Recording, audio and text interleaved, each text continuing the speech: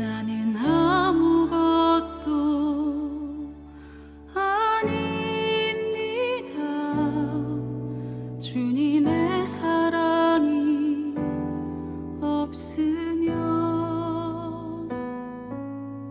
사랑하는 행복한 교회 성도 여러분, 이 영상을 보시는 하나님 나라의 귀한 자녀 여러분, 오늘은 2022년 4월 21일 목요일입니다.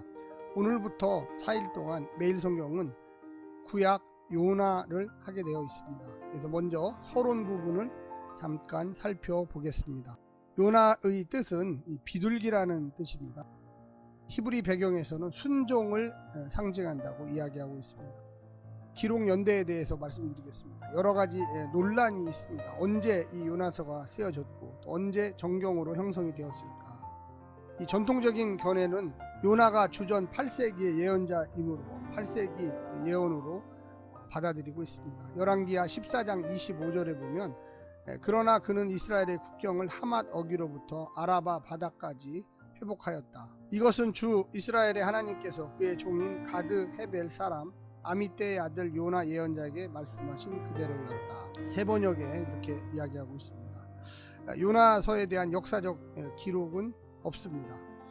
르호보암 2세 통치 당시에 요나서의 역사성을 주장하는 이들의 주장으로 요나서가 역사적 서술의 형태로 기록되었으며, 요나서는 선지자 요나의 활약기 시기인 여로보암 2세 통치 당시의 것이라고 생각하고 있습니다. 참고로 이 여로보암 2세의 통치 시기는 주전 788년부터 747년까지입니다. 기록 연대에 대해서 이 다른 견해가 있습니다. 요나 선지자는 8세기의 예언자로 보지만 요나서의 기록 연대는 포로기 후기 시대로 보는 경우입니다. 그 당시의 시대적 상황을 소재로 몇 세기 후에 사회를 바로잡기 위해 기록한 것으로 보고 있습니다. 포로기 후기는요, 주전 400년부터 200년이라고 생각을 하는데요. 대부분의 학자들은 요나서가 발표된 것은 니느웨가 멸망한 다음의 일로 추정합니다. 요나서가 역사적 사실을 반영했다기보다는 어떤 신학적 문제를 다룬 논쟁 작품으로 보고 있습니다. 역사적 기록이기보다는 시대 정신을 반영했다고 보는 작품으로 이해하고 있는 것입니다. 포로기 후기 귀환 공동체가 에스라와 느헤미야를 중심으로 하는 배타적인 유대 민족 종교개혁을 그 배경으로 보고 있습니다. 그러면 요나서의 기록 목적은 어떤 것이었을까요? 포로기 이후 시대에 유대인 공동체에게 형성된 완고한 민족적 배타주의에 대한 도전적 목적으로 기록된 책입니다. 한마디로 유대 민족이 우수하다, 다른 민족은 하찮은 민족이다, 이런 거를 싫어하는 거예요.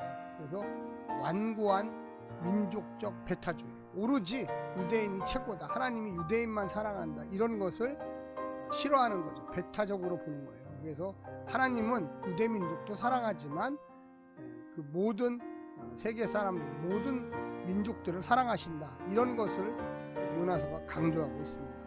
그러면 요나서의 논쟁은 과연 어떤 것일까요? 첫 번째는 문학 장르를 어떻게 구성할 것인가에 달려 있습니다. 첫 번째, 미래 예언, 단순한 예언으로 볼 것인가, 교훈적 이야기, 예언적 이야기로 볼 것인가, 이 두 갈래 길로 나누어지게 되어 있습니다.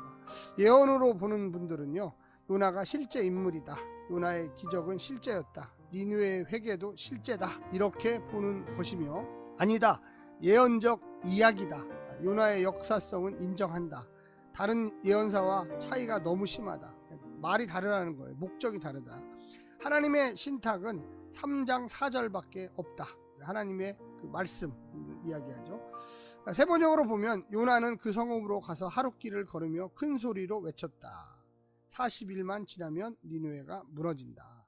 세 번째는 역사적 배경이 희박하다. 몇 세기인지 언급이 없다. 주전 786년부터 746년은 아시리아의 전성기였습니다. 아시리아가 여호와 앞에 회개했다는 것은 성경에 어디에도 나오지 않습니다.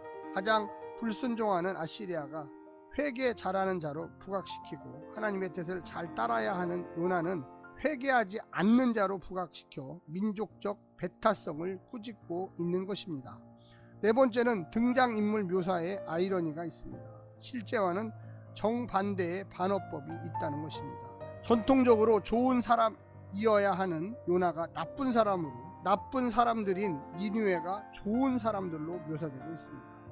이방인이 이해하는 마음이 더 넓게 묘사되고 있습니다. 요나는 오히려 꾸중을 듣고 끝나는 장면이 나옵니다. 역사적으로 불분명하지만 이야기로는 독자들에게 이색적으로 부각되었다는 것입니다. 독자들이 처음에는 요나가 나쁜 사람이고 꾸짖다 보니 자신이 그와 같은 나쁜 사람임을 깨닫도록 했을 것이다. 요나의 물고기 뱃속의 체험이 이야기식으로 내려오는 것을 요나서의 저자가 사실로 받아들였다는 것입니다. 저자에 대해서 말씀드리겠습니다. 요나가 제3자로 표현되어 있습니다. 이것은 요나 자신이 제3자로 표현한 것은 아닙니다. 요나서 읽을 때 함께 읽으면 도움되는 성경책은 눕기입니다. 눕기. 신학적 배경이 비슷합니다. 유대인들에게 눕기는 인정받는 보아스가 이방 여인 룻을 만남으로 그 당시 장로들이 축복해주는 결혼을 했고요. 다윗의 할아버지를 낳았습니다. 우리 조상에도 이방인의 피가 흐르고 있는데 왜 이방인을 경원시하는가, 이런 질문을 눕기에서 하고 있는 거죠. 또한 이사야 40장부터 55장에 보면 성전에 이방인도 나올 수 있다라는 내용이 나옵니다. 신약의 예를 들어서 바울은 이방인을 변호했습니다. 베드로는 국수주의, 유대인이 최고다, 이런 생각을 했죠. 이상을 볼 때 두 사상이 공존하고 있었고 정경 완성자들이 이 두 사상을 다 용납했다라는 것입니다. 요나서 이해를 위한 가이드로 2장은 이야기 전개일 뿐 클라이막스는 요나가 꾸중 듣고 끝나는 것입니다. 수사적인 의문문으로 마치는 것은 굉장히 효과적으로 여운을 남기게 되어 있습니다.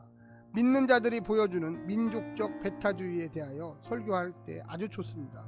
이게 바로 요나서의 가장 큰 특징입니다. 하나님이 우리 민족만 사랑하는 것이 아니라 다른 백성도 사랑하심을 알아야 합니다. 마지막 주제에 대해서 이야기합니다. 요나서의 주제는 첫 번째, 세계 보편주의입니다.